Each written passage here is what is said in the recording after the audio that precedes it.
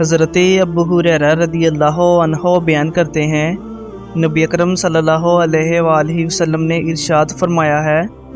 آدمی کا جماعت کے ساتھ نماز پڑھنا اس کے بازار یا گھر میں نماز پڑھنے سے 20 اور کچھ گنا زیادہ فضیلت رکھتا ہے۔ اور جب کوئی شخص وضو کرے، اچھی طرح وضو کر کے وہ مسجد میں آئے، اس کا مقصد صرف نماز ہو، نماز کے علاوہ اور کوئی مقصد نہ ہو، تو وہ جو بھی قدم اٹھائے گا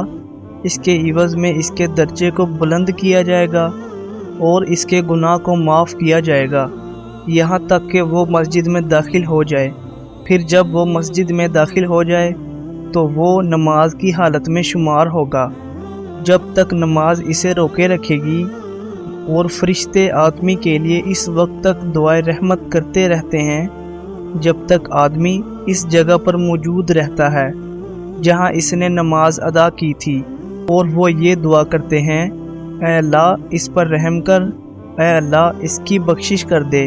اے اللہ اس کی توبہ قبول کر لے،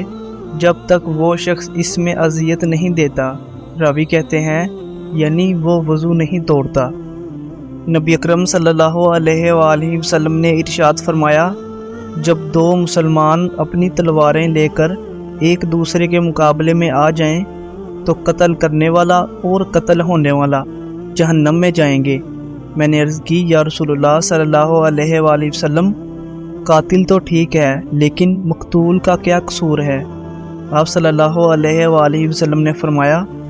وہ اپنے ساتھی کو قتل کرنا چاہتا تھا۔